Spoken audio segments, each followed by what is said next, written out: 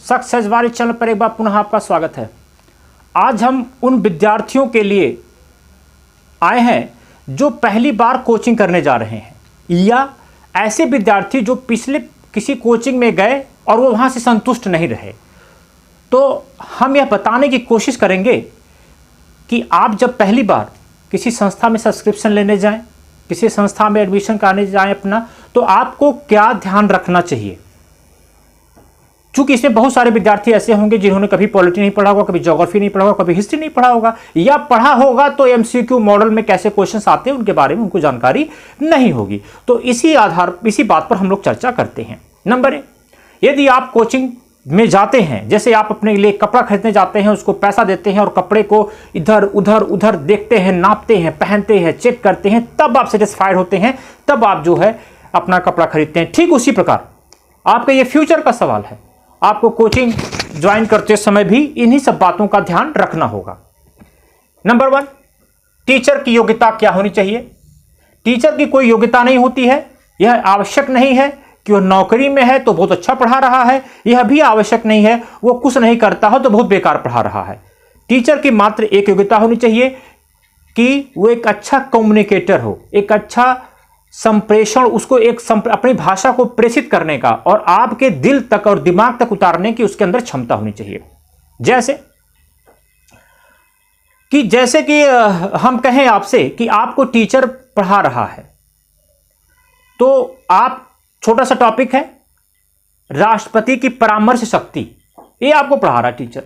अब उसको पढ़ाने का शैली क्या होना चाहिए, बहुत व्यवहारिक होना चाहिए। आपसे वो सीधा कहेगा कि राष्ट्रपति की परामर्श शक्ति जब भी वो पढ़ाए तो वो कुछ इस प्रकार से पढ़ाए ताकि उसकी विषय पर पकड़ भी नजर आनी चाहिए। एक तरफ लिख दे 143 और एक तरफ लिख दे 145 क्लास 3, यानी कि वह कहेगा कि राष्ट्रपति की जो परामर्श शक्ति है वह 143 में है। कहां पर है? 143 अनुच्छेद में है।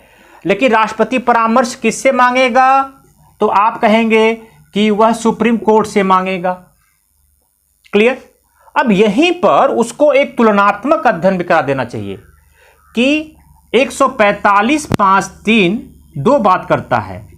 कहता है कि 5 जजों की खंडपीठ बैठेगी। कितनी? 5 जजों की खंडपीठ बैठेगी केवल 2 दशा में। वो कौन सी 2 दशा है? एक तो राष्ट्रपति को यदि सलाह दी जाती है या संविधान की व्याख्या हो। यानी कि आपको उसने 143 के साथ साथ 145 क्लास 3 को कंपैरिजन करके, तुलना करके पढ़ा दिया। इससे आपको एक चीज और स्पष्ट हो जाएगा कि राष्ट्रपति तो सुप्रीम कोर्ट से सलाह लेता है, लेकिन सुप्रीम कोर्ट उसे सलाह देता कैसा है? तो आप कहेंगे कि 5 जजों की एक बेंच बैठेगी और वह राष्ट्रपति को सलाह देगी। यानी कि आपसे सीधे क्वेश्चन क्या आया कि राष्ट्रपति को सलाह देते समय कितने जजेस की बेंच बैठनी चाहिए? तो आप कहेंगे 5 जजों की होनी चाहिए।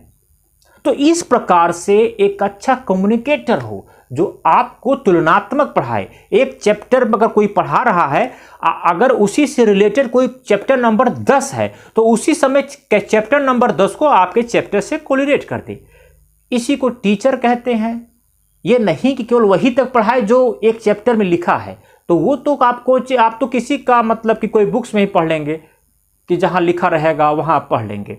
यानी कि विषय पर पकड़ भी हो गई। विषय पर पकड़ कैसे होगी? यदि वह तुलनात्मक अध्ययन कराता है या वह एक टॉपिक पढ़ा रहा है, अगर उससे रिलेटेड कोई करंट अफेयर्स में चल रहा है, समसामयिकी में चल रहा है, किसी अन्य सब्जेक्ट में है, तो उसको कोरिलेट करा दे। यही टीचर की योग्यता होनी चाहिए। बाकी टीचर की कोई योग्यता नहीं होनी चाहिए।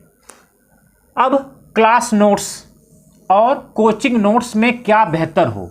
नियम से तो दोनों बेहतर होने चाहिए।